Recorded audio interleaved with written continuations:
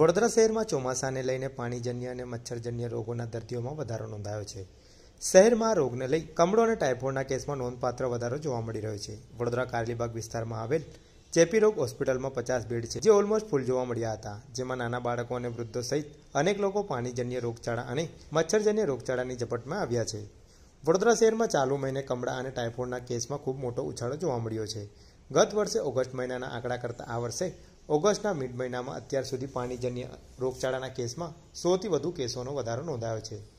ચેપી રોગ હોસ્પિટલ ખાતે 50 બેડની હોસ્પિટલમાં 40થી 45 દર્દીઓ હાલમાં એડમિટ છે, જ્યારે અન્યોની સારવાર ઘરેથી ચાલી રહી છે, એટલે એકંદરે રોગોમાં વધારો જોવા મળ્યો છે।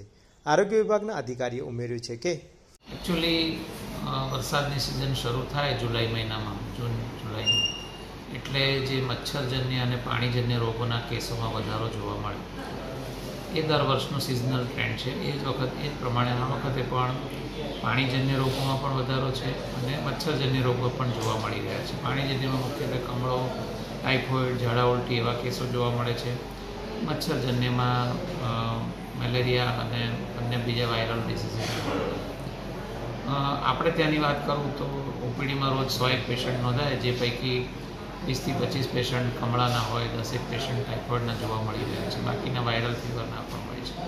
કોઈ મુખ્યત્વે જે બહાર જે ખુલ્લા ખાદ્ય પદાર્થ વેચાતા હોય, પાણીપુરી છે કે પેલા શરબત છે, એ પીવાનું બને ત્યાં સુધી ટાળવું જોઈએ, કારણ કે આ સિઝનમાં એ પાણી અશુદ્ધ હોવાના શક્યતા છે। અને બાકી મચ્છરજન્ય રોગો માટે મચ્છરદાનીનો ઉપયોગ અથવા તો મોસ્કીટો રિપેલન્ટ, ગુડ નાઇટ વગેરે જે મળતું હોય એનો ઉપયોગ કરવો જોઈએ।